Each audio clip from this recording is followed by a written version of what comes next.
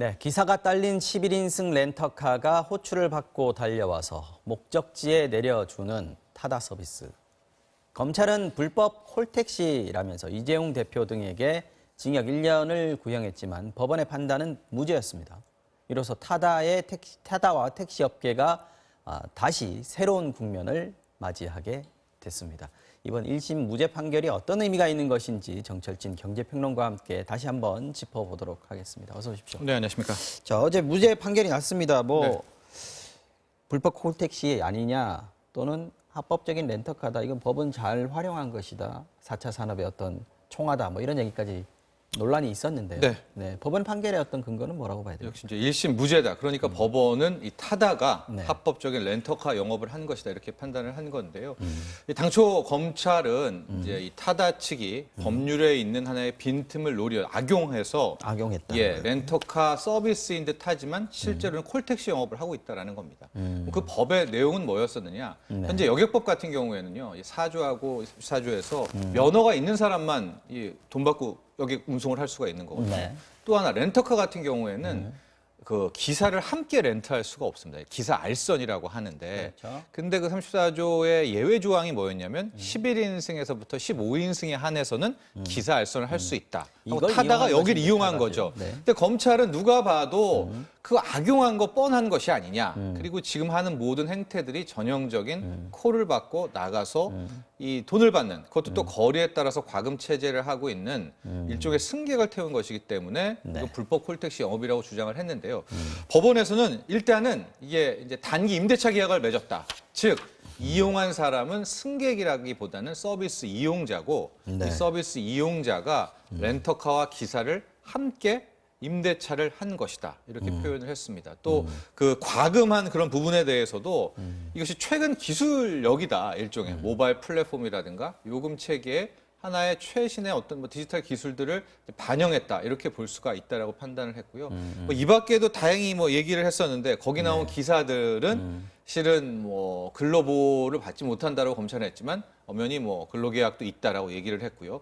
또 이런 얘기도 했어요. 법원이 실질적으로 타다가 불법 행위를 했다고 하더라도 고의성, 즉 의도성을 찾아볼 수 없었다. 네, 지금 뉴스 속보가 하나 떴네요. 지금 저희가 다뤄보려고 했던 얘기인데 네. 지금 3시에 원래 엠바고가 걸려 있었던 사안이었습니다. 추가 주택 규제 네. 정책이 나왔는데 안양, 의왕 그리고 수원의 3개 구 5곳이 조정 대상 지역으로 선정됐다는 얘기인데 여기는 타다 얘기 마무리하고 조금 다시 이제 하겠습니다. 말씀해 주시기 바랍니다. 네, 사전에 국토부랑 또 로펌이랑 다 얘기를 했기 때문에 네. 고의성도 없었다. 그러니까 거의 다 타다 쪽에 손을 들어준 것이고요. 마지막엔 또 이런 얘기도 했습니다. 네. 앞으로 이제 승차 공유 이런 것들이 또 신산업이기 때문에 상생 화합해서 잘 나가도록 해라. 그러니까 아예 이 승차 공유에 대해서도 네. 오히려 법원은 정부보다도 좀 더 판사가 IT 쪽에 굉장히 관심이 많은 판사라는 얘기도 있었습니다. 네, 그래서 이심을 좀 봐야 된다. 검찰이 항소할 테니까요. 예, 네. 앞으로 대법원 판결은 남아 있는 것도 또 함께 네. 말씀드립니다. 항소는 하겠지만 이제 당장 택시업계는 이거 지금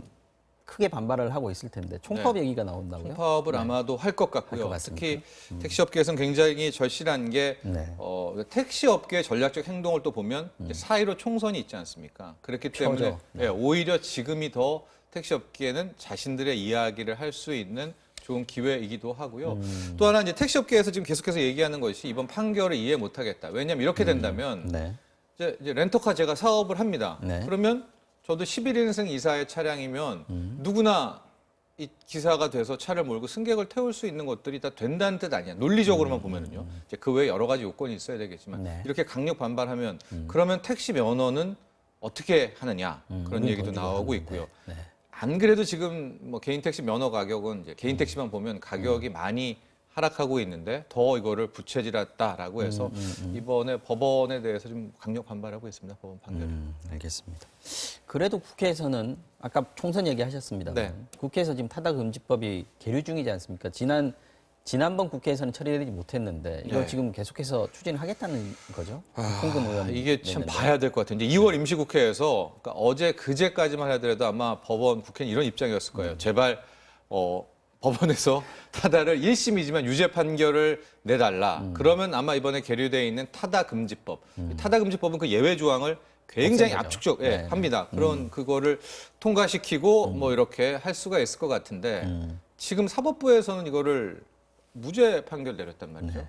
근데 바로 어제 법원은 이렇게 무죄라고 했는데 이거를 국회에서 정반대로 뒤집는 또 이거가 유죄다. 이 타다 금지법을 발의하는 것도 판결의 취지를 무시하는 게 될 수 있으니까. 예, 완전히 입법부와 사법부의 충돌이지 않습니까? 네. 그런데 또 이거를 뭐 폐기 처분하거나 묵히자니 당장 4.15 총선에서 있는 표도 의식할 수밖에 없고 네. 그렇기 때문에 아마도 저는 국회가 어떤 모습을 지금부터 보일지는 모르겠지만 이거를 그냥 폐기 처분한다거나 또 무시할 것 같지는 당장 처리는 못하더라도 계속해서 끌고 갈 것이다 이렇게 됩니까? 그런데 이번 국회에서 네. 아마 처리 못 되면 폐기되고 다시 올려야 그러나 되는 다시 상황이죠? 가게 되는 뭐 그런 상황이기도 하니까 오히려 택시업계에서는 정말 더 강력 이제 반발 항의를 할 가능성도 높겠죠.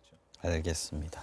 자, 조금 전에 속보 자막이 떴던 얘기 좀 해보겠습니다. 네. 지금 정부가 12, 16 부동산 대책 이후에 집값이 좀 서울 지역을 누르니까 네. 좀 풍선 효과가 나왔다 이런 얘기들이 계속해서 나왔지 않습니까? 네. 여기에 대한 대책을 내놓은 거죠. 그렇습니다. 이제 수용성 얘기 많이 나오죠. 수원, 수원, 용인, 용인, 성남. 이제 성남은 분당구를 뺀 성남시였었고요. 음. 그러다가 또 오동평, 그래서 오산, 동두천, 평택. 동탄. 예. 네.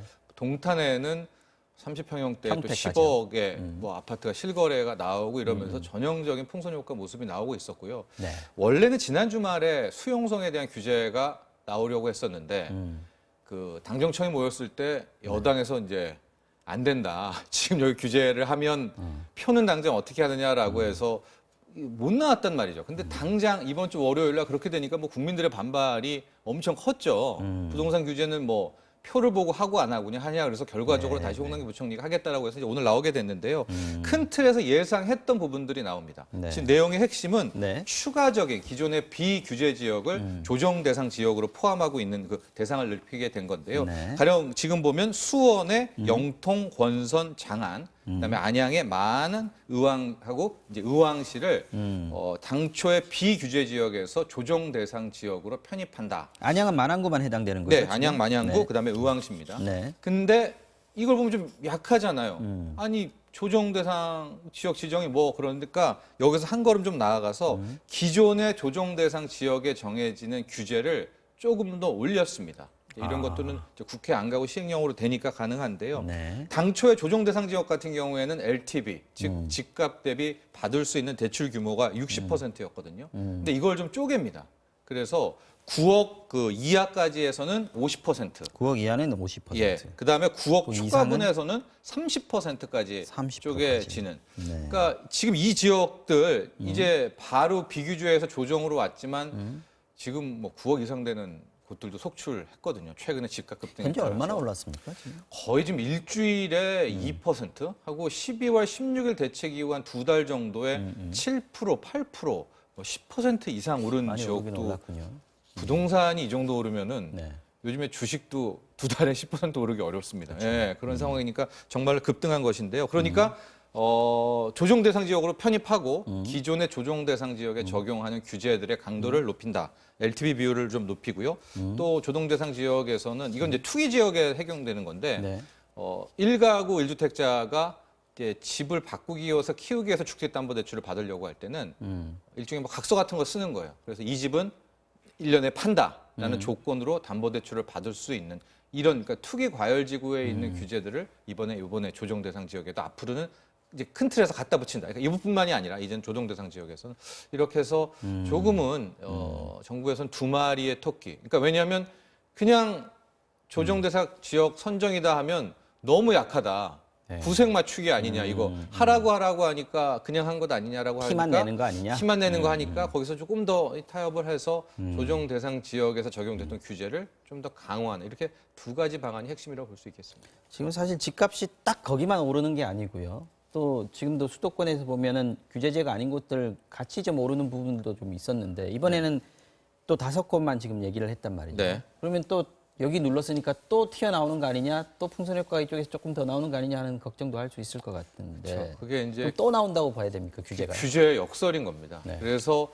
참 규제가 편하고 쉽기는 하지만 또 굉장히 어려운 부분이요. 풍선 효과라고 대변되지만 네. 서울 강남 눌러서 좀 주춤하니까 바로 뭐 밑 강북으로 갔다가 수용성으로 왔고요. 왔고. 수용성 이렇게 되고 조정지역도 편입되고 대출 못 받고 하면 아까 말한 것처럼 더 밑에 뭐 오산, 동탄, 평택으로 또 가겠고요. 네. 그럼 또 그 밑에 뭐 구리, 화성까지도 이제 계속 가게 되니까 벌써 뭐 인터넷 댓글 같은 거 보면 네. 전국을 다 뭐 지정하라 이렇게 얘기가 나오고 있고요. 통으로 가자. 근데 이렇게 되면 진짜 규제의 남용이고 규제의 피로감이 나오는 그렇죠. 것이고요. 네, 또 지금 이제 10억 이상 담보대출 하나도 안 나오잖아요.